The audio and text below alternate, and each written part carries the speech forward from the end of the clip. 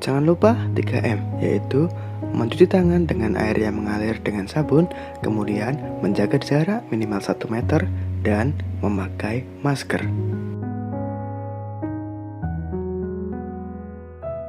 Pada Desember 2019, China mengumumkan kepada dunia bahwa terdapat virus yang menyebar pada daerahnya. Virus tersebut menyebar ke negara lain dengan sangat cepat. Virus tersebut adalah SARS-CoV-2, penyebab penyakit COVID-19, dan orang-orang menyebutnya coronavirus. Apa yang sebenarnya terjadi ketika virus menginfeksi manusia dan apa yang harus dilakukan? Virus hanyalah sebuah kapsul yang dikelilingi materi genetik dengan beberapa protein. Bisa dibilang bukan makhluk hidup.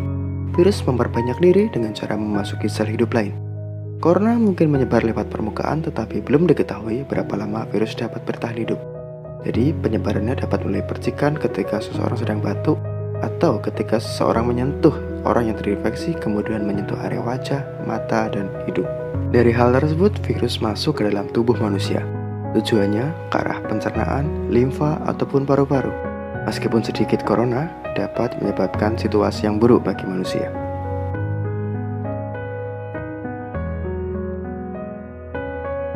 Paru-paru dikelilingi miliaran sel epitel yang merupakan sel terluar dari tubuh yang melapisi organ.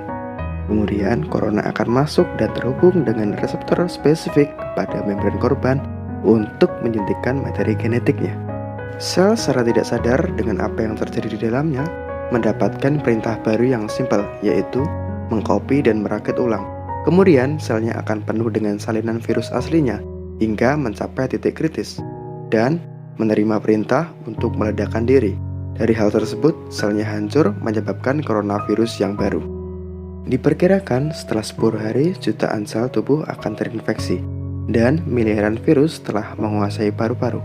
Virus tersebut belum berakibat fatal pada tahap awalnya, tetapi secara tidak sadar virus corona menyerang secara nyata pada kekebalan tubuh korban.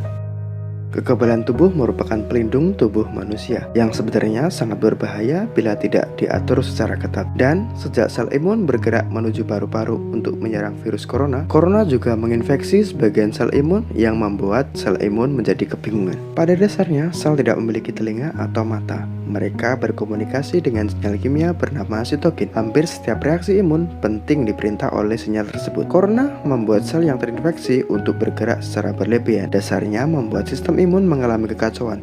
Akibatnya, sel imun akan mengirim sinyal kepada sel lainnya untuk mengarahkan bantuan yang berlebihan sebagai penghancur. Dua jenis sel penghancur. Yang pertama ialah neutrofil, yang mana sangat hebat dalam membunuh patogen termasuk sel yang sehat. Begitu mereka datang secara berkelompok, mereka memulai mengeluarkan enzim penghancur yang menghancurkan banyak lawan ataupun kawan. Sel jenis pembunuh lainnya ialah sel T pembunuh. Biasanya bersikap sebagai alfa yang memerintahkan sel yang terinfeksi untuk menghancurkan diri secara teratur. Sama bingungnya, mereka juga memerintahkan sel yang sehat untuk melakukan bunuh diri. Maka, semakin banyak sel imun yang datang, semakin banyak kerusakan. Dan fatalnya, jaringan paru-paru yang sehat juga ikut terbunuh. Ini bisa menjadi sangat buruk yang dapat menyebabkan kerusakan permanen serta cacat dalam jangka panjang. Tapi umumnya sistem imun akan kembali normal secara perlahan, membunuh sel yang terinfeksi dan mencegah virus yang lain datang menginfeksi kembali, dan tubuh pun kembali normal. Namun, beberapa kasus menjadi parah hingga kritis. Kita tidak mengetahui persentase karena tak semua korban teridentifikasi. Tapi, ini lebih tepat bila dikatakan jumlahnya lebih banyak daripada flu biasa. Dalam kasus yang parah, jutaan sel epitel telah mati dan tanpanya, selubung pelindung paru-paru menghilang. Itu berarti alveoli, kantung udara tempat pernapasan terjadi, dapat terinfeksi oleh bakteri yang sebelumnya bukanlah masalah besar. Pasien yang terkena pneumonia, pernapasannya menjadi berat atau malah gagal dalam bernapas, dan pasien membutuhkan mesin ventilator untuk bertahan hidup.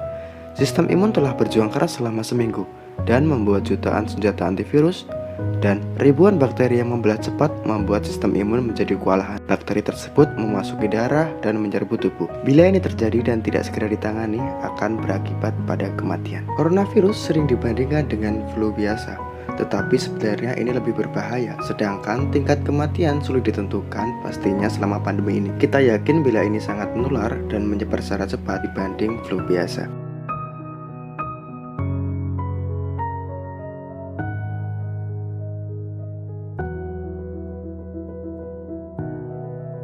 Gejala-gejala tersebut antara lain: hari pertama sampai kedua, gejala awal mirip dengan pilek biasa, disertai sakit tenggorokan ringan dan tidak demam atau lelah, pasien tetap beraktivitas secara normal.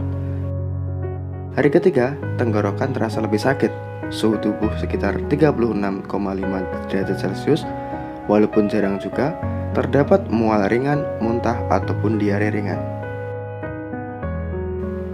Hari keempat, sakit tenggorokan terasa lebih parah, terasa lemas, nyeri sendi mulai muncul, dan suhu tubuh mencapai 37 derajat Celcius.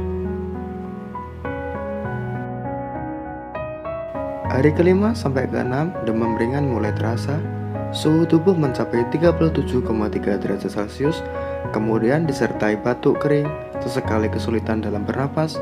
Dalam tahap ini, sering mudah lelah.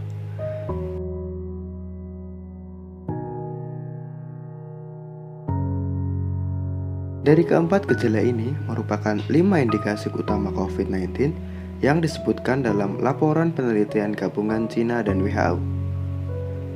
Hari ketujuh, pasien belum membaik dan mengalami batuk dan sesak nafas yang lebih serius. Demam mencapai 38 derajat Celcius. Pasien mungkin mengalami sakit kepala, nyeri otot, diare bila ada. Banyak pasien dirawat di rumah sakit pada tahap ini.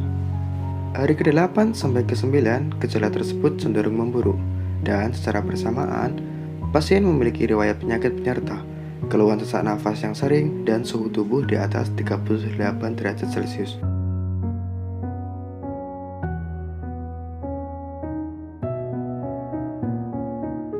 Hari ke-10 sampai ke-11, dokter melakukan rekaman tes ronsen dada untuk melihat tingkat keparahan gangguan pernapasan pasien. Pasien kehilangan nafsu makan, mungkin sakit pada abdomen. Kondisi ini mengharuskan pasien di ruang ICU. Hari ke-12 sampai ke-14, pasien banyak yang selamat. Gejala di tahap ini pun ringan dan dapat ditahan. Demam cenderung membaik dan keluhan sesak nafas mulai hilang di hari 13, tetapi pasien masih terkena batuk ringan. Hari ke-15 sampai ke-16 adalah kondisi berat bagi mayoritas pasien tertentu. Pasien dapat terkena gagal jantung akut atau gagal ginjal akut. Hari ke-17 sampai ke-18, kasus kematian terjadi pada hari ke-18. Sebelum itu, pasien rawan terkena infeksi patogen baru yang disalurkan ke pernapasan bagian bawah. Kondisi ini membuat pembekuan darah atau iskemia. Hari ke-20 sampai ke-22, pasien yang selamat kembali pulih sepenuhnya dan pulang dari rumah sakit.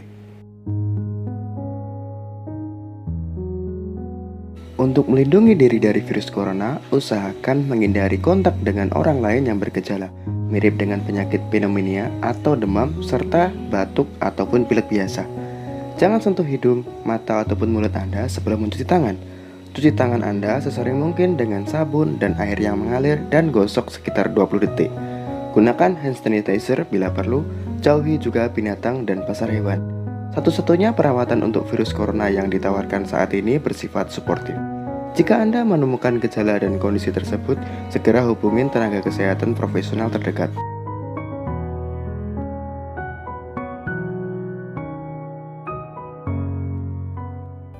Halo, saya Dr. Rara dari Halo Dokter.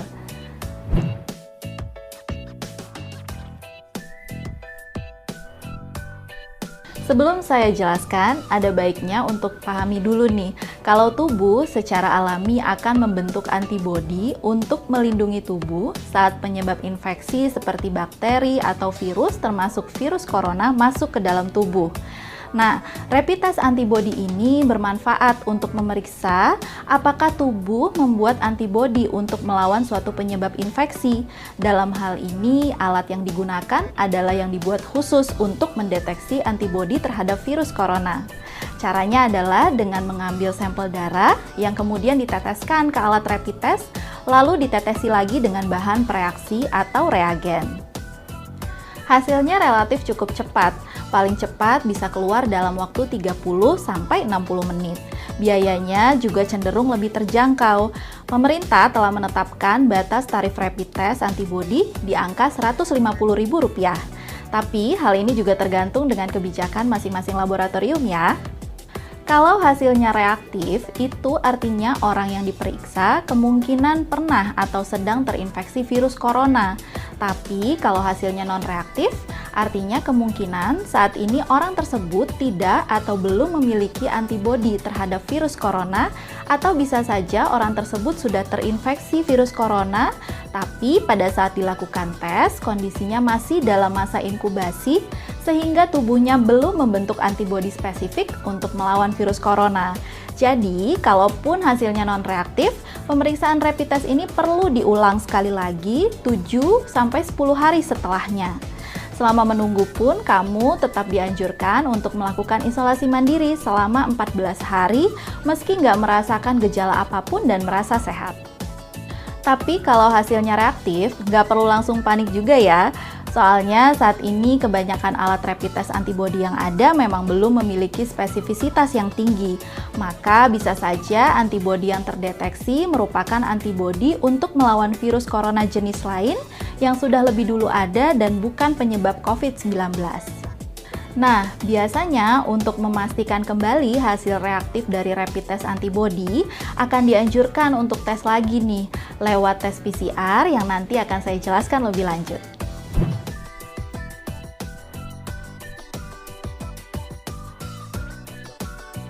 Nah, selain rapid test antibodi, rapid test yang sekarang sedang ramai dibicarakan adalah rapid test antigen atau swab antigen.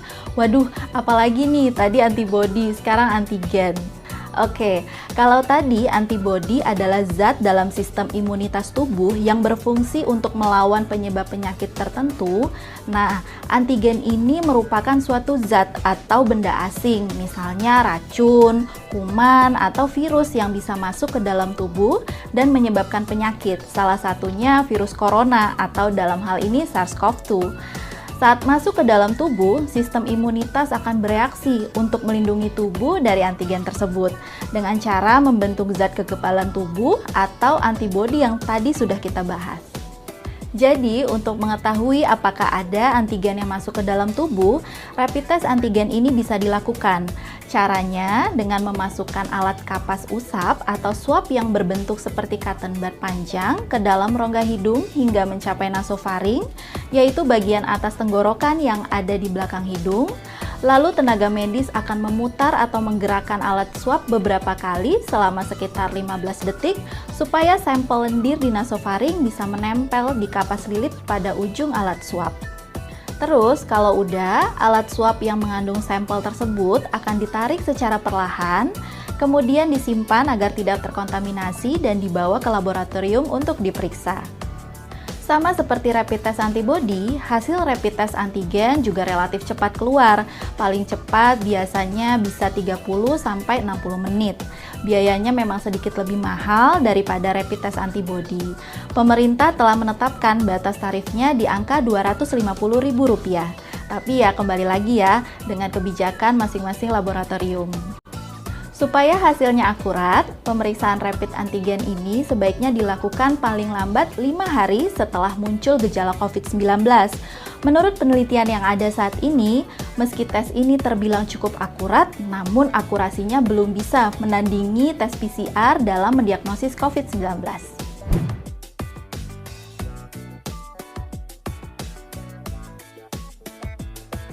PCR atau Polymerase Chain Reaction adalah jenis pemeriksaan untuk mendeteksi ada atau tidaknya materi genetik dari sel, bakteri, atau virus. Jadi gini, setiap sel, termasuk bakteri atau virus, punya material genetik yang berupa DNA dan RNA. DNA dan RNA ini akan dideteksi oleh PCR melalui teknik amplifikasi atau perbanyakan untuk membantu mendiagnosis penyakit yang disebabkan oleh virus atau bakteri tersebut, termasuk virus SARS-CoV-2 penyebab COVID-19.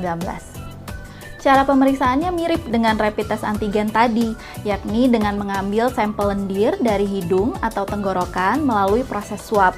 Tingkat akurasi tes PCR ini umumnya cukup tinggi, tapi untuk mendapatkan hasilnya memang perlu waktu yang cukup lama, yaitu sekitar 1-7 hari.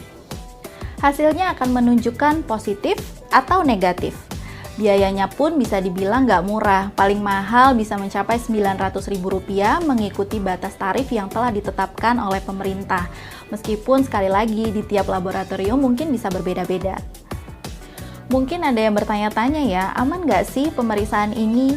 Kalau melihat orang-orang yang menjalani swab test ini kok kayaknya kesakitan banget. Selama dilakukan oleh tenaga medis dan sesuai dengan prosedur yang ada, tes ini umumnya aman dilakukan kok dan nggak menyisakan efek samping berbahaya. Meski memang saat dilakukan pengambilan sampel dengan alat swab bisa timbul rasa nggak nyaman di hidung, tapi biasanya keluhan tersebut akan segera hilang dengan sendirinya dalam waktu yang cukup singkat. Tes PCR ini biasanya direkomendasikan untuk orang yang mengalami gejala COVID-19 seperti batuk, pilek, demam, terganggunya indera penciuman, serta sesak nafas. Terlebih kalau orang tersebut pernah ada riwayat kontak langsung, baik secara fisik maupun jarak dekat dengan pasien COVID-19.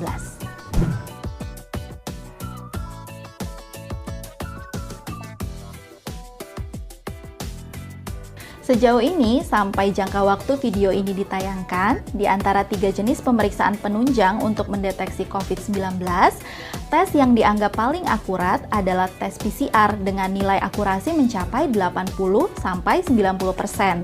Kalau rapid test antigen, nilai akurasinya sedikit di bawah tes PCR. Sedangkan rapid test antibody memiliki nilai akurasi yang paling rendah.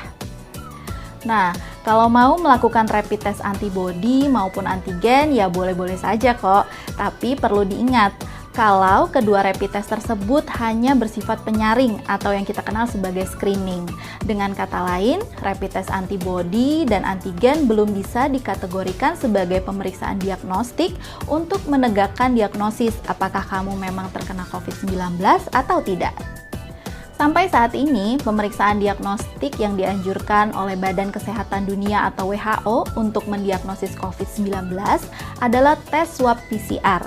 Sebab, pemeriksaan ini langsung mendeteksi pola genetik atau RNA milik virus penyebab COVID-19 yang sudah saya jelaskan sebelumnya. Jika rapid test antibody maupun antigen menunjukkan hasil reaktif, kamu dianjurkan untuk melakukan tes PCR untuk memastikan apakah kamu benar terkena COVID-19 atau tidak.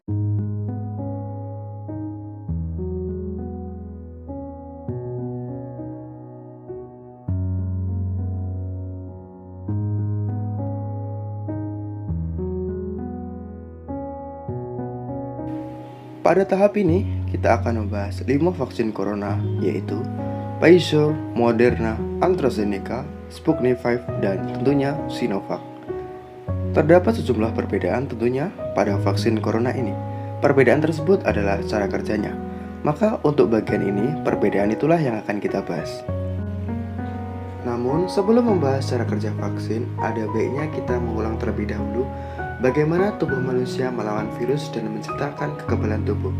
Ketika virus ataupun hal asing yang masuk ke dalam tubuh kita, sistem imun kita yang akan menyerangnya.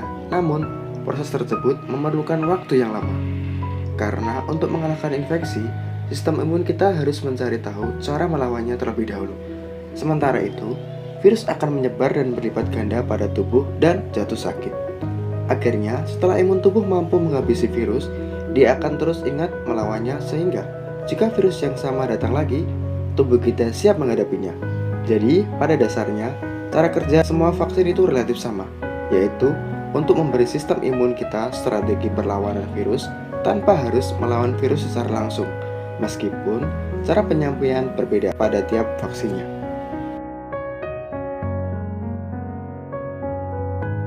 Yang pertama adalah vaksin Sinovac dari Cina dengan metode virus yaitu inactivated virus atau virus yang dinonaktifkan. Metode ini menggunakan virus COVID-19 yang sudah dimatikan kemudian dimasukkan ke dalam tubuh. Meskipun dimatikan, respon imun tetap akan mempelajari untuk melawannya meskipun tidak agresif. Oleh karena itu, tipe ini perlu beberapa dosis untuk efektif. Selanjutnya adalah AstraZeneca dan Sputnik V yang menggunakan metode viral vector. Berbeda dengan virus yang dinonaktifkan, metode ini menggunakan virus yang masih hidup namun relatif lemah, seperti adenovirus yang menyebabkan pilek. Virus lemah tersebut kemudian digunakan sebagai tumpangan bagi materi genetik COVID-19 yang digunakan sistem imun untuk menciptakan kekebalan tanpa mengekspos tubuh terhadap bahaya virus corona yang asli.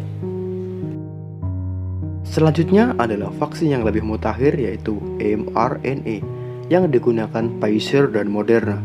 Cara kerjanya, di dalam COVID terdapat senyawa protein yang sangat penting yang digunakan COVID untuk memasuki tubuh manusia, membuatnya dengan mudahnya COVID menular. Senyawa protein ini seperti halnya senjata bagi COVID itu sendiri. Secara logika, jika tubuh dapat kebal terhadap protein ini, maka tubuh akan kebal terhadap COVID secara keseluruhan. Yang dilakukan peneliti yaitu mengambil DNA COVID yang mengandung blueprint dari protein ini, yang kemudian merubahnya menjadi instruksi bagi sel tubuh untuk membuat protein ini. Instruksi tersebut dikenal dengan nama mRNA, dan mRNA tersebutlah vaksinnya. Apakah berbahaya? Tentunya tidak, karena mRNA hanya sebuah instruksi protein yang tidak mengandung corona sepenuhnya, dapat dianggap sebagai senjata tanpa tuan. Setelah mRNA masuk ke dalam tubuh, sel tubuh akan menghasilkan protein yang kemudian sel imun akan menanggapi dan menghancurkannya. Dari hal tersebut, tubuh akan beradaptasi dan mengingat untuk dapat menanggulangi COVID-19.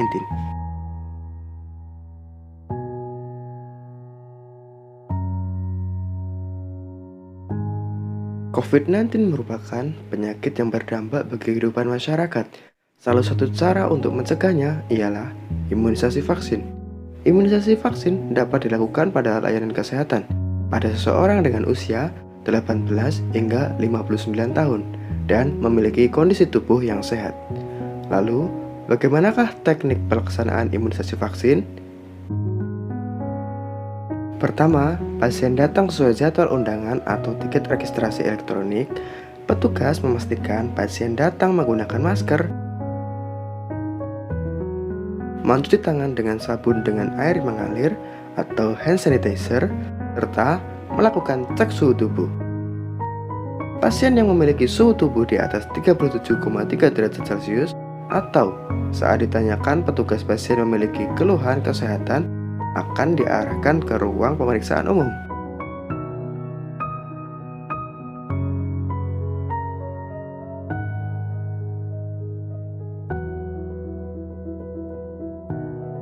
Untuk pasien normal akan diarahkan ke ruang tunggu sesuai protokol kesehatan dengan jaga jarak minimal 1-2 meter.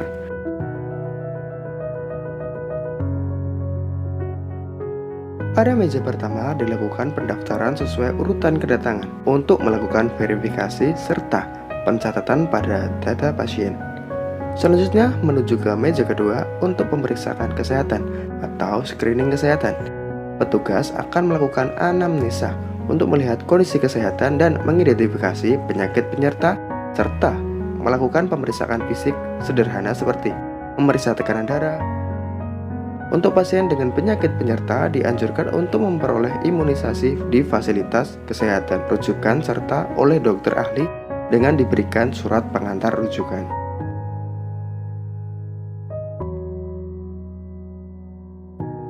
Untuk pasien yang dinyatakan sehat, pasien diarahkan ke meja 3 untuk mendapatkan imunisasi vaksin dengan cara safety injection. Petugas akan memberikan pengarahan dan penjelasan singkat tentang vaksinasi.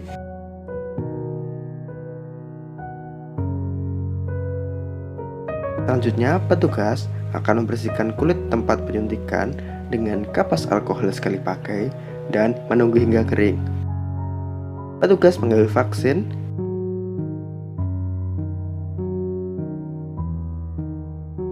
kemudian petugas menyuntikkan vaksin secara intramuskular. Setelah itu, penyuntikan bekas alat suntik jarum sekali pakai dibuang dalam safety box.